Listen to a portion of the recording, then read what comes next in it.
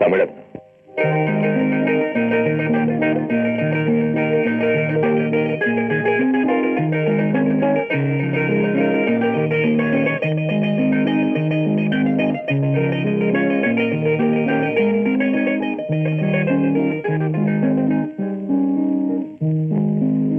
சாப்பிடு.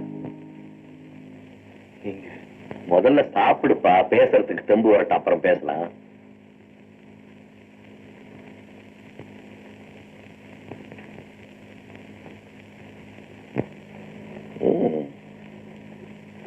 ஏன்பா, உன்னை பார்த்தா ரொம்ப பெரிய வீட்டு பிள்ளை மாதிரி தெரியுது, உண்மைதானா? எப்படி தெரிஞ்சுக்கிட்டேன்னு பாக்குறியா? இவ்வளவு பசியிலே நீ அமைதியோட சாப்பிடுற ஸ்டைல் இருக்கு பாரு. நான் கேட்டது உண்மைதானே? அத கலகலப்பா பேசப்பா. இப்போ சொந்த ஊர் அது உண்மை சொல்லு. தமிழ்நாடு. ஆனா உன் நாட்டைய கேட்டாங்க, உன் ஊர் எந்த ஊர்ல இருக்கு? அது எங்க ஊரை நீங்க மட்டும் இல்லைங்க, வேற யாருமே தெரிஞ்சுக்கிறத நான் விரும்பல.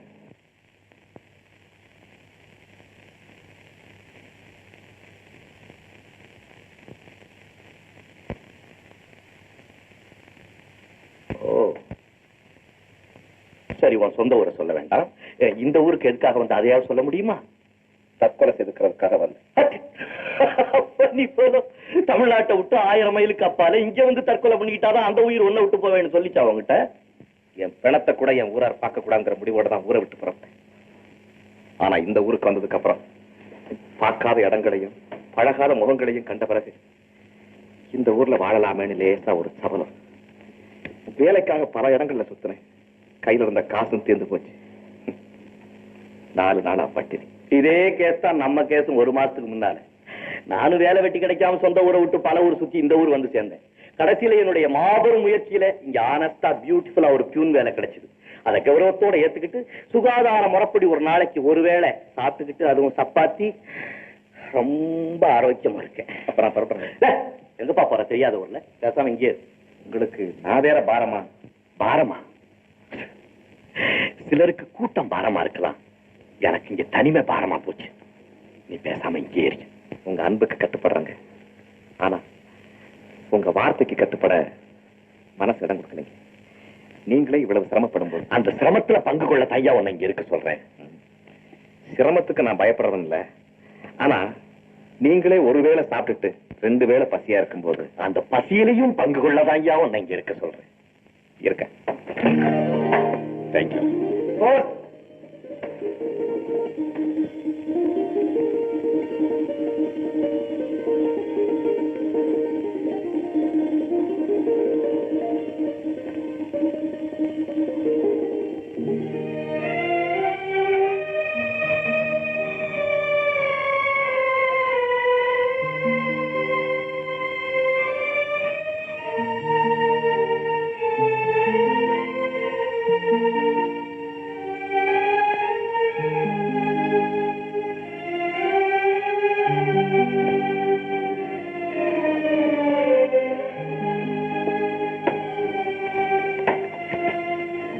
அழுகுறீங்க? இல்லையே, எங்க அப்பாவுக்கு உடம்பு சரியில்லையா, அவர் ஆஸ்பத்திரியில சேர்க்கணுமா, அதுக்காக 1000 ரூபாய் வேணும்னு எங்க அம்மா லெட்டர் எழுதிருக்காங்க. என்ன செய்ய போறீங்க? செய்ய வேண்டியதெல்லாம் செஞ்சு முடிச்சாச்சே. இப்படி பணம் அனுப்ப முடியாது, என்ன செய்யறது? அவருக்காக 2 சொட்டு கண்ணீர், அதை விட்டாச்சு. நீ போய் ஷேவ் பண்ணிக்கப்போ. என்ன ஆங்கிற? இந்த நிலைமையில நம்மளால என்ன செய்ய முடியுமோ அதை வஞ்சகம் இல்லாம செஞ்சுட்டா, அவ்வளவுதான். நீ போய்யா ஷேவ் பண்ணியா, இன்னொருக்கு எவ்வளவு போ.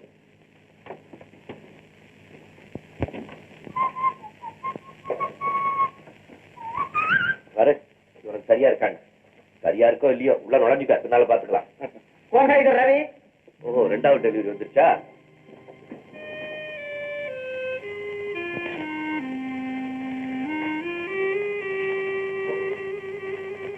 உங்க பேர் ரவியா? ஏங்க, என் பேரோட ரவிதான். ஆஹா, எங்க அப்பா அம்மா எனக்கு வச்ச பேரு ரகு. நானே எனக்கு வச்சுக்கிட்ட பல பேர்கள்ல இந்த ரவியும் ஒண்ணு. ஒரே குழப்பமா இருக்குங்க. குழம்பாதே. ரவி, நான் உன்கிட்ட சொன்னேன்ல, பல கம்பெனில வேலைக்காக ட்ரை பண்ணேன்னு. என்னுடைய பேருக்கு தான் ராசி இல்லையோன்னு நினைச்சு பல கம்பெனிக்கு பல பேர்ல அப்ளிகேஷன் போட்டேன். இதுல ஒரு வேடிக்கை, ஒரே கம்பெனில பியூன் வேலையும் மேனேஜர் வேலையும் காலி இருக்கிறதா தெரிஞ்சு மேனேஜர் வேலைக்கு ரவிங்கிற பேர்ல அப்ளிகேஷனும் பியூன் வேலைக்கு என்னுடைய சொந்த பேர்லயும் அப்ளிகேஷன் போட்டேன். சரி, என்னுடைய பேர் ராசி, எனக்கு பியூன் வேலை கிடைச்சிருச்சு. இதோ பார், ரவிங்கிற பேருக்கு மேனேஜர் வேலை வந்திருக்கு. என்ன செய்ய போறீங்க? என்ன செய்யறது, உண்மையான ரவியே போய் இந்த வேலையை ஒத்துக்க வேண்டியதுதான். நமஸ்தே சார். आइए आइए सरदार जी आइए, क्या दर्शन सिंह कैसे हैं आप? आपका दया साहब. ரவி, இவன் நம்ம ஆபீஸ் டைபிஸ்ட், தமிழ் நல்லா தெரியும், அதனால என் சமாச்சாரம் எல்லாம் இவனுக்கு புரியும். क्या कैसे आप दर्शन? ரவி சாப், ஒரு முக்கியமா ரகசியம் சொல்லணும், கொஞ்சம் தனி வந்தா. ரகசியம் சொல்லணுமா? நம்ம வாழ்க்கையில இனிமே இவருக்கு தெரியாத ரகசியமே கிடையாது, சும்மா சொல்லு. அச்சா சார், ரவிங்கிற பேர்ல உங்களுக்கு மேனேஜர் வேலை அப்பாயின்மெண்ட் ஆர்டர் வந்திருக்குல்ல? ஆமா. ஜெனரல் மேனேஜர் சொல்படி டைப் அடிச்சது நான் தான். அப்படியா? என்ன பியூட்டிஃபுல்லா டைப் அடிச்சிருக்க, ஒவ்வொரு எழுத்தும் சும்மா உன் மூஞ்சி மாதிரி இருக்கு. ஏற்கனவே உங்களுக்கு பியூன் வேலை பர்மனன்ட். இப்போ இந்த மேனேஜர் வேலை என்ன செய்ய போறேன்? என்ன செய்ய சொல்றேன்? சாப், என் சொந்தக்காரன் ஒருத்தன் பிஏ படிச்சுட்டு வேலை இல்லாம சும்மா இருக்கிறான். அவனுக்கு இந்த மேனேஜர் வேலை கொடுத்துட்டா அவன் ரவிங்கிற நாமளே புழைச்சு போறான். அதுக்கு 3000 ரூபாய் கேஷ் உங்களுக்கு தர்றான். கொஞ்சம்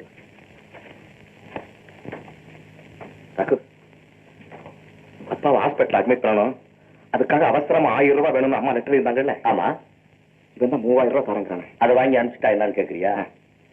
பைத்தியக்கார, எப்போது திடீர்னு வர்ற பெரிய நன்மைக்காக நிரந்தரமா இருக்க போற சின்ன நன்மையை இழந்துடக்கூடாது. அதான் லைஃப். பேசாம நீ இந்த வேலையை விட்டு. தர்ஷனி சிங்கு, நீ சொன்ன விஷயத்தை பத்தி நான் யோசனை பண்ணி பதில் சொல்றேன் போ.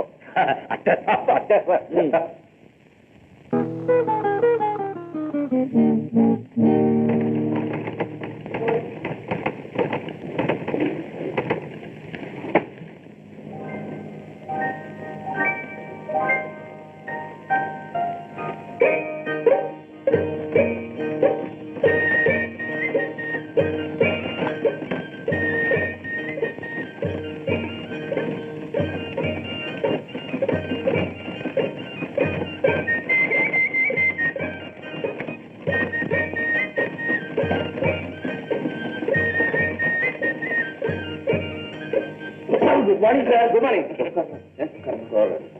கையெழுத்து போடுங்க சார். வேலை நடக்கும், அப்புறம் பார்க்க. வேலையை ஒழுங்கா செய்யுங்க. வேலை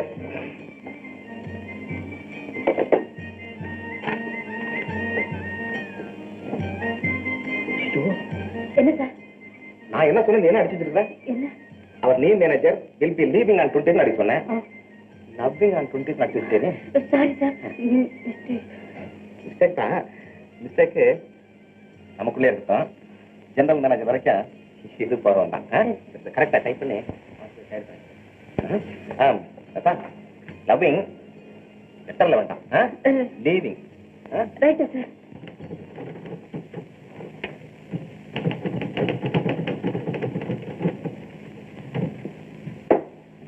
ரகு, மலையாளப்பா நீ. என்னப்பா? பேர் மாறாட்டத்தோட ஆள் மாறாட்டம் செஞ்சு உன் ஆளை மேனேஜரா வச்சுட்டல. அதனால என்னப்பா இப்போ? ஜெனரல் மேனேஜருக்கு தெரிஞ்சா என்ன ஆகுறோம்? ஏன்ப்பா உனக்கு இந்த ரொம்பலாம் பேச உன் வேலையை பாரு நீ. அப்படி வர்றா. நமக்கு உண்டானது தாலி லஞ்சமா? உதப்பேன் உதப்பேன். என்னப்பா நீங்க தமாஷாவே உதப்பேன். ஜெனரல் மேனேஜர் கிட்ட சொல்லி உங்க 2 பேரும் சீட்டையும் நான் கிழிக்கிறேன். ஹோட்டல்ல எடுத்துருவாங்க, மூச்சு விட்டு. அப்படியா? ரகு இவ்வளவு பெரிய ஃப்ராட் பண்ணிட்டானா? ஆமா சார், அவ்வளவு உண்மை சார். ஹலோ, அந்த பியூன் ரகு உடனே இங்க அனுப்புங்க.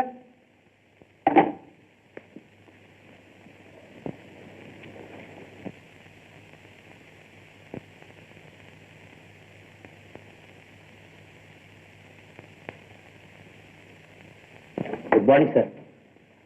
ரகு, நீ பல பேர்ல பல கம்பெனிகளுக்கு அப்ளிகேஷன் போட்ட. அதுல ரவிங்கிற பேர்ல நம்ம கம்பெனி அசிஸ்டன்ட் மேனேஜர் வேலைக்கு அப்ளிகேஷன் போட்ட இல்லையா? ஆமா சார். எதிர்பாராத விதமா ரவிங்கிற பேர்ல வந்த உன் நண்பனுக்கு அந்த வேலையை கொடுக்க ஏற்பாடு செய்த, அப்படித்தானே?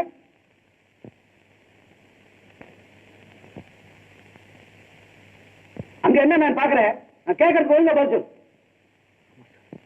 ஏன்பா இந்த விஷயம் உனக்கு எப்ப தெரியும்? நீங்க ஆர்டர் போட்டா அன்னைக்கோ தெரியும் சார். அதாவது ரவி இங்க வர்றதுக்கு முன்னால. Correct sir. அன்னைக்கே தெரிஞ்ச நீ ஏன் அன்னைக்கே என்கிட்ட சொல்லல? என்ன நான் பேசாம நிக்கிறேன்? அதுக்கப்புறம் உனக்கு ரகுக்கு ஏதோ தகராறு ஏற்பட்டிருக்கு. அப்படி ஒண்ணும் இல்லை சார்.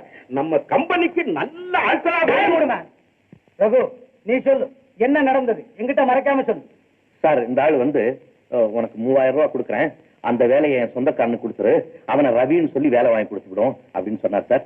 நான் வந்து அதெல்லாம் முடியாதுன்னு சொன்னேன். இன்னைக்கு காலையில மறுபடியும் என்ன பார்த்து நீ பெரிய ஃப்ராட் பண்ணிவிட்ட, ஜெனரல் மேனேஜர் கிட்ட சொல்லி உன்னை என்ன பண்றேன் பாரு, எனக்கு ஏதாவது சம்திங் லஞ்சம் கொடுத்தீங்கன்னா உன்னை விட்டுறேன் அப்படின்னு சொன்னார் சார். இல்லன்னா இவருக்கு இவ்வளவு அக்கறை வந்திருக்குமா? இந்தாம இவ்வளவு பெரிய ஆபீஸ்ல ஒருவனை பார்க்காம அவன் யாரு என்னன்னு விசாரிக்காம ஐசன் மேனேஜர் வேலை கொடுத்துருவேனா? ரகுவே ரவி ஐசிட்டு வந்து எல்லா உண்மையும் என்கிட்ட சொல்லி எனக்கு பியூன் வேலை போடும் சார், என் நண்பனுக்கு மேனேஜர் வேலை கொடுங்க சார்னு கேட்டான். அவன் தியாகத்துக்கு நேர்மைக்கு மெச்சித்தான் ரவிக்கு மேனேஜர் வேலை கொடுத்தேன். இதெல்லாம் அவனுக்கு தெரியுமா? நேர்மை தவறி நடந்ததும் இல்லாம லஞ்சங்கிற பேச்சே இல்ல இந்த ஆபீஸ்ல லஞ்ச பழக்கத்தை ஏற்படுத்தி இருக்க. இந்த குற்றங்களுக்காக உன்னை சஸ்பெண்ட் செஞ்சிருக்கேன். போங்க. சார் சார் நில்லுங்க சார், நில்லுங்க. ஏமா? நமஸ்தே சார். நமஸ்தே. ஏன் சார், நீங்க ஒரு சாதாரண பியூன் தானே நினைச்சேன் சார். ஆனா உங்க மனசுல இவ்வளவு நல்லெண்ணமும் தியாகம் இருக்குன்னு எனக்கு தெரியாது சார். நீங்க ரொம்ப நல்லவர். நமஸ்தே சார். விட்டு ஓடகை 150, சமையல்காரனுக்கு 50 ரூபாய் தாராளமா கொடுக்கலாம். துணிமணி 200. என்னப்பா அது? தீவிரமா கணக்கு போடுறேன். கணக்கு போடுறேன். என்ன கணக்குங்கிற? நம்ம 2 பேருக்கு சம்பளம் 450 ரூபாய் வருது இல்ல, அதுக்காக தான் கணக்கு போடுறேன். எத்தனை நாளைக்கு இந்த வீட்டுல இருந்து கஷ்டப்படுறது? நல்ல வீடா பார்த்து குடி போயிடலாம். அதுக்கு 150 ரூபாய் வாடகை கொடுக்கறதா முடிவு பண்ணிட்டேன். சமையல்காரன், தஞ்சாவூர் சமையல்காரன், நல்ல சமையல்காரன், 50 ரூபாய் தாராளம். சப்பாத்தி முடியலப்பா, அவனுக்கு 50 ரூபாய் கொடுக்கலாம். துணிமணி உனக்கு 200 ரூபாய். ஏப்பா ஏன் திடீர்னு அகலக்கால் வைக்கிறேன்? என்ன அகலக்கால்? இன்னும் கொஞ்ச நாளைக்கு இந்த குடிசை வாழ்க்கையை நீடிக்கட்டும் நான் சொல்றேன். என்னப்பா நீ கையில காசு இல்லாதப்ப கஷ்டப்பட்டோம், தாராளமா சம்பளம் வாங்குறோம், கொஞ்சம் வசதியா இருக்கும். உன் சம்பளத்துல என்ன வேணாலும் பண்ணிக்க, என் சம்பளத்துல டச் பண்ணலாமா? ஏன்பா? ஏன்னா நானும் உன்ன போல சாதாரண பியூன் நினைச்சிருக்கியா? பெரிய மேனேஜர் பா, எனக்கு எவ்வளவு செலவு அந்த இடத்த டச் பண்ணாத விட்டுறேன், அவ்வளவுதான். வந்துட்டான்.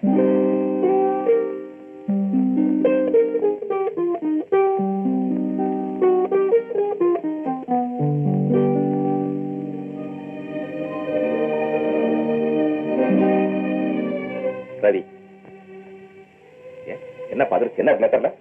நீ அனுப்பிச்ச பணம் சரியான சந்தர்ப்பத்துல எனக்கு கிடைச்சதுன்னு அம்மா எனக்கு லெட்டர் எழுதியிருக்காங்க. நீ பணம் அனுப்பிச்சியா? யார் அனுப்பிச்சா? மேற்கொண்ட நேரம் படி அப்போ ஹாஸ்பிட்டல் அட்மிட் பண்ணியாச்சு, அதெல்லாம் ஆச்சு. நீ பணம் அனுப்பிச்சியா? நான் தான் அனுப்பிச்சேன். அனுப்பிச்சேன். என்ன உனக்கு ஏது பணம்? என்ன கேள்விப்பா இது? நம்ம ஆபீஸ் பேரையும் உத்தியோக பேரையும் சொன்னா வெளியில ₹1,00,000 கடன் வாங்க முடியும். மாசம் 350 ரூபாய் கட்டுறேன்ட்டு 1000 ரூபாய் நான் தான் வாங்கி அனுப்பிச்சேன்.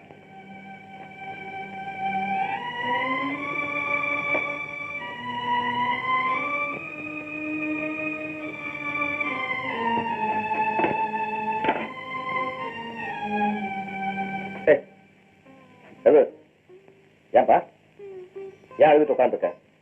நம்ம பணம் வச்சது தப்பா? சொல்லிடுப்பா. என்ன சரி, சகோதர பாசம் தான் உயர்ந்ததுன்னு சொல்லுவாங்க. காரணம் ஒரு தாய் வயிற்றில் பறக்கிறதுனால. என்ன கேட்டா நட்பு தான் உயர்ந்தது. ஏன் தெரியுமா? அது தியாகத்துல வளர்றது. அதை நான் மறுக்கல ரகு. அதுக்கு உதாரணமே நீதானே. நீ செய்த தியாகத்தினாலதான் அந்த நட்புணர்ச்சியே இதயத்துல வளர்ந்துச்சு. சரி, சரியா நேரத்துல போனாலே இந்த ஊர் ஹோட்டல்ல ஒண்ணுமே கிடைக்காது. மணி 3 மேல இருக்கும் போது இருக்கு, எல்லாம் கிளீன் பண்ணி வச்சிருப்பான். பாரு, இத்தனை திட்டம் போட்டீங்களா? நான் ஒரு சின்ன திட்டம் சொல்றேன் கேளு. என்ன? ஒரு நல்ல பையனா பார்த்து வேலைக்கு வச்சுப்போம். ஆபீஸ்ல இருந்து வர நம்ம தாமதமானா கூட வேலைக்கு இந்த சப்பாத்தியாவது வாங்கி ரெடி பண்ணி வச்சிருப்பான். இதான் சொல்றேன். டீ இருக்கான்னு போய் பார்ப்போம்.